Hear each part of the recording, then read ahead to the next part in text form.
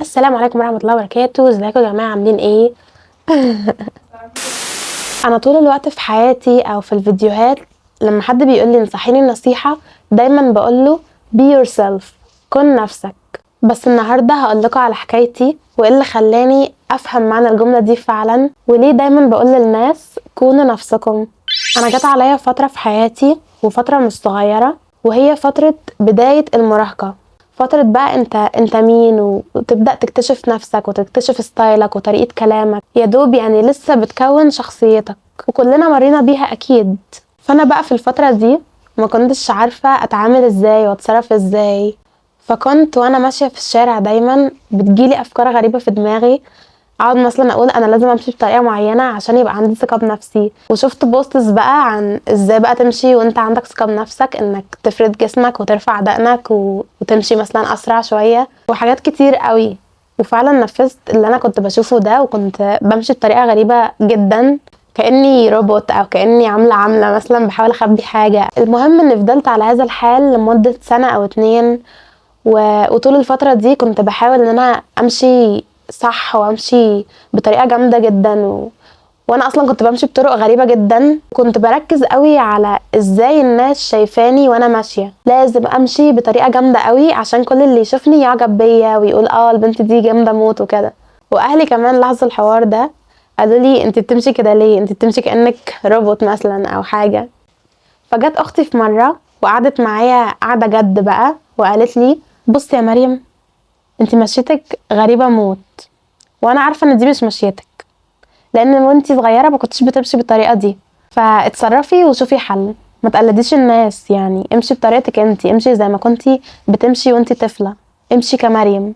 فساعتها بقى حصل لي زي فريز كده، او الزمن وقف عندي شوية، وبدأت ألاحظ فعلا ان انا بمشي بطريقة غريبة. ولما اختي اتكلمت معايا برضو يعني انا خدت بالي من الموضوع، بس لسه برضو ما كنتش مدركة او مش عارفة ازاي ارجع امشي زي طبيعتي. مشيتي لما كنت بمشي عادي وانا طفلة، مشيتي كمريم انا بمشي ازاي. فبقيت واحدة واحدة لما باجي بمشي في الشارع ما بحطش الموضوع في دماغي خالص، بتخيل ان الشارع كله فاضي قدامي، مفيش حد شايفني، مفيش حد بيحكم على مشيتي، مفيش اي حاجة خالص، انا متخيلة ان الشارع كله فاضي. وفضلت مركزة ان انا مفكرش اصلا في الموضوع، مفكرش انا لازم امشي ازاي او كده، اسيب جسمي يتحرك زي ما هو عايز، مش لازم بقى امشي بطريقة حلوة قوي او مش لازم اعجب الناس، لان حرفيا الناس اللي في الشارع دي كل واحد مشغول بحياته، هو مركز على نفسه بس، محدش فاضي ان هو يحكم عليك ويقول ويقيمك. وحتى لو حد خد باله وحكم عليك وقيمك، هيشوفك هيلاحظك مثلا لمدة ثانيتين ولا حاجة، دقيقتين، واول ما انت تعدي من قدامه او اول ما هو يروح بيته هينسى اصلا ان هو شافك. فانت ليه بقى تقعد تحط الموضوع في دماغك وتقول انا لازم الناس كلها تعجب بيا وانا ماشي، ولازم امشي بطريقة سافج قوي، واصلا كده كده الناس مش هيفتكروك. وحتى لو افتكروني وشافوني رأيهم فيا مش مهم قوي لدرجة ان انا اتصنع مشيتي واضغط على نفسي بالدرجة دي. وعلى فكرة حتى لو في حد مثلا انت معجب بيه عايز تبين له ان انت حلو قوي، وتصنعت مشيتك او طريقة كلامك، هتبان انك فيك، وهو نفسه هيحس انك مش حقيقي، مش هيرتاح في التعامل معاك، وهيبعد عنك لان انت اصلا مش متقبل نفسك. فانا الحمد لله زي اتعالجت من الافكار دي، بقيت امشي بطريقتي انا، افكر بطريقتي، اتصرف بطريقتي، اتكلم بطريقتي، حتى لو طريقتي دي ممكن تكون غريبة او مش عاجبة حد معين، مش مهم، المهم انها طريقتي انا، بتاعتي انا، عجباني انا. وعلى فكرة بقى هقولكوا على سر، اكتر انسان بيكون بيحب نفسه وبيتقبل نفسه وبيحب طريقته، بتلاقي كل الناس بيحبوه وبيحبوا طريقته دي حتى لو هي غريبة. زي مثلا الراجل اللي هو بيعمل الحركة دي، اللي هو مثلا انا مش فاكرة اسمه ولا اعرف اي حاجة عنه غير ان هو بيعمل الحركة دي، وانا حبيته عشان هو عمل حركته، اتصرف بطريقته.